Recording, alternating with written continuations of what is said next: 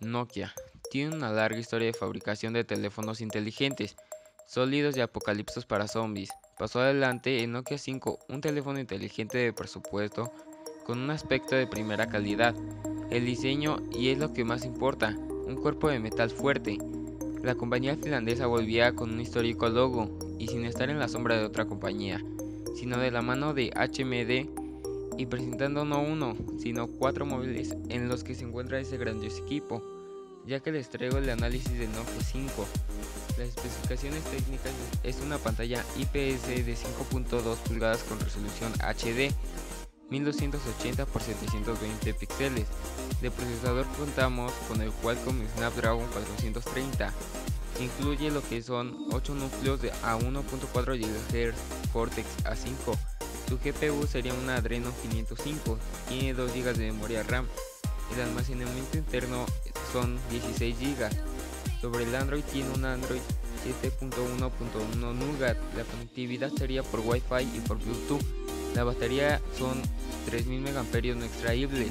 Su cámara trasera es de 13 megapíxeles, flash de doble tono. La cámara frontal de 8 megapíxeles. Entre otras cosas sería el lector de huellas dactilares y el doble SIM. El precio final de este producto es de 4.233 pesos mexicanos.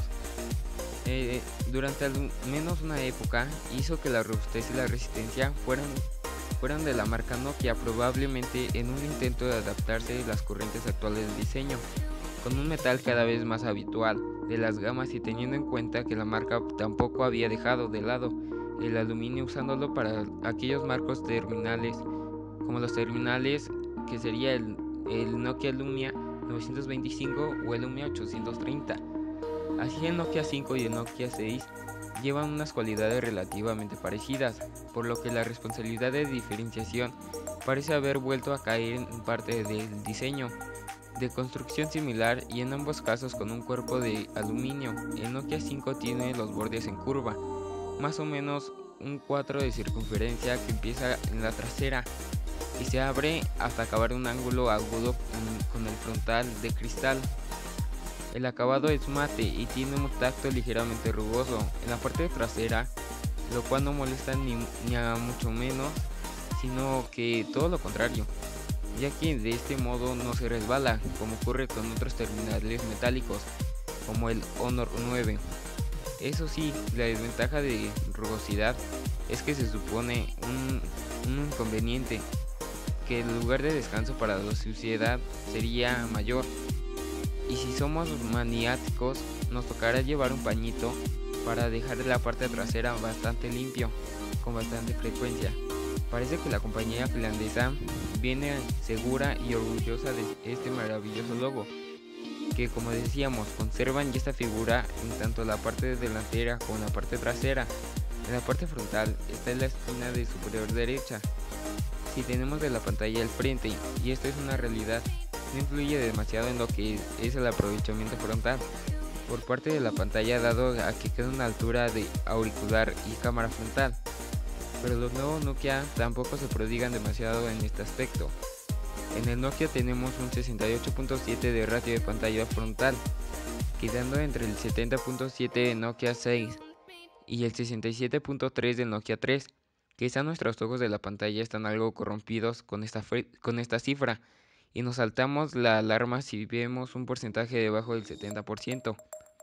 Pero lo cierto es de que, aunque no se pueda decirse que lo frontal es un mal diseño, este sí es mejorable. En cuestiones de aprovechamiento, probablemente el borde inferior, a tener un frontal bastante corto en la altura, lo que han hecho en un intento de preservar la discreción de estos y sus hermanos mantienen una construcción, salvo quizás el tono rosado más llamativo, es llevar las bandas al borde inferior y quizás hacerlas más discretas o eliminarlas conlleva una elevación de costo, por lo que no las vemos, ya que muchos terminales, al menos tan gruesas, así que una solución bastante práctica de la cara estética. Con 160 gramos no se hace pesado, aunque es una sensación de robustez importante. Se sale de la dictadura de los 7 milímetros de grosor, quedando en 8, pero no resulta para nada grueso y en la mano es muy cómodo. tanto por el peso como por las dimensiones, como es el acabado antideslizante. De hecho, permite el uso con una sola mano hasta cierto punto, incluso en caso de los pulgares pigmeos como los quien nos escriben. En cuanto a la pantalla, si se trata de ajustar el precio, los píxeles suelen ser candidatos al desperdicio de pantalla y cámara. Tenemos en este caso la resolución HD en un panel de 5.2 pulgadas con un brillo máximo de 500 de nitidez, según los fabricantes 50 de nitidez más que los hermanos del Nokia 6 y el Nokia 3. Por cierto, esta resolución claramente no pasa la barrera de los más exigentes, pero la experiencia no es mala y probablemente contribuya a mejorar la autonomía. Bien, en algunos ángulos de visión y el nivel de brillo, esos nítidos que comentábamos resultan ser suficientes cuando estamos en plena luz del sol. Eso sí, el ajuste automático del brillo falta pulirlo un poco más, dado que aunque suele responder de manera correcta, hay algunos momentos en los que notamos que se retrasa un poco en el aspecto de cambio de situación, de ambiente oscuro iluminado o viceversa. No resulta molesto en exceso y finalmente se adapta con un nivel de brillo adecuado para el entorno, pero es algo que no se puede arreglar. Para que la experiencia sea aún mejor que en este sentido, no tenemos el plus o el extra de ajustes de saturación de temperatura y gozan también de unas capas de personalización como el EMUI o ZenU, pero en este caso no los echamos en falta dado que no nos parece en el panel venga demasiado frío o cálido. Por defecto, sin conocer los Kelvin, tira a cálido y los niveles de saturación contraste son correctos. Tanto los tonos de los menús e interfaces del software como la hora de visualizar contenidos o estar en videojuegos tan equilibrados sin pegar aquí. La sensibilidad táctil es correcta y aunque de esta ligera sensación de que la pantalla esté lejos, al tocar no hay retraso en la respuesta de las apps y gestos, los que algunas ocasiones notamos que se debe al software. Cuando el teléfono tiene mucha RAM, ocupa con tareas o cuando queda muy poca batería, por ejemplo al usar una cámara y toca el ajuste de HDR. En cuanto al rendimiento, casi podemos hablar de trillizos idénticos con los nuevos 3 Nokia. Lo que se hace refiere a las cualidades, pero si hay algunas diferencias entre uno y otro, es que la determinación de la experiencia y el uso del caso. El Nokia 5 integra un Snapdragon 430 con 2 GB de RAM y una tarjeta gráfica Adreno 505. Nos encontramos con un pequeño retraso al abrir las apps, ya sean ligeras o pesadas, propias como el reloj o terceros, y también al cerrarlas al desbloquear y volver a bloquear la pantalla. En cuanto a la configuración de gama, entre la entrada y la media, en este caso no viene tan grueso y pesado. Abrigo. Se supone que la capa de personalización, pero no es suficiente para dar una experiencia con una fluidez que sea la protagonista.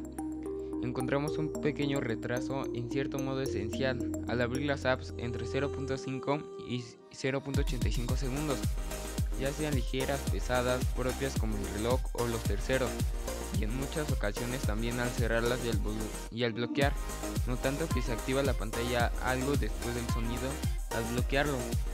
Esto nos crea incluso esa falsa sensación de fallo de sensibilidad táctil, la que hablamos en el apartado de pantalla, pero es en realidad el reflejo de la potencia reducida de la configuración de un software, que pese al estar libre de interfaces, quizá pueda pulirse. Otra muestra de ello es que al reproducir la música de Spotify, esta se detiene en notificaciones, se emite una notificación por mensaje, un correo, etc. o sin ni siquiera ocurrir nada, cosa que nos ocurre en todas las apps de producción de música, sin problemas con el Pocket Cast, algún patrón de Spreaker. También es cierto que se trata de una app pesada, pero de la manera habitual el lag se queda en una navegación y no se suceden patrones de la reproducción como es en este móvil. Sin embargo, al ejecutar juegos de carga gráfica considerable como el Asphalt 8, no experimentamos detenimientos como tal. En el caso, por ejemplo, Lo que es la parte de carreras se sucede con normalidad y sin patrones. Tiene algo de lag en la parte de configuración, son menos muy cargados y además los anuncios. Y es aquí donde los móviles menos potentes sufren de esto o se quedan trabados un poco. Al momento de entrar a la multitarea, tiene este mismo diseño de retraso. Si bien el carrusel de apps corre sin enganchos, que si vemos que las apps tipo Timeline o el propio cajón de apps, aclarar que todo esto es algo que percibe el uso, pero que también se extiende en el contexto de smartphone, ideado para hacer algo básico, por lo que no resulta molesto ni penaliza la experiencia en exceso, como lo haría encontrarnos con un lag más llamativo o cierres repentinos de las apps habituales y no puntuales, y varios errores más.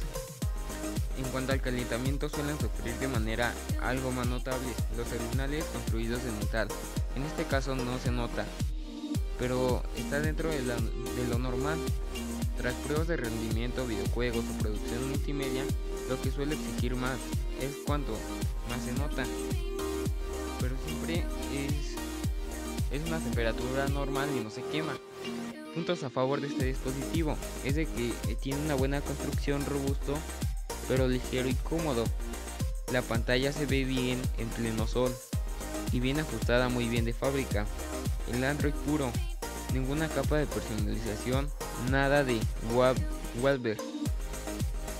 Puntos en contra: la batería es demasiado justa y no tiene ni USB tipo C ni carga rápida.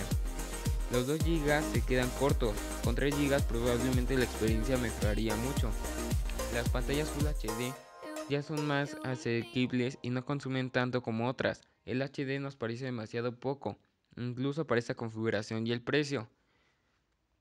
Si en algo saco de pecho del Nokia, en la pasada edición del Madware, no solo fue el solicitado nuevo, que sería el 3310, sino que el fabricante destacaba orgulloso ese Android puro que engalana a sus terminales por dentro. Así nos encontramos un Android de 7.1.1 sin capa. Bueno, espero que la review les haya gustado. Aquí les voy a dejar unos canales donde también tienen un contenido demasiado bueno, y espero que se suscriban a mi canal y a los demás canales que les presento aquí. Hasta la próxima. Chao.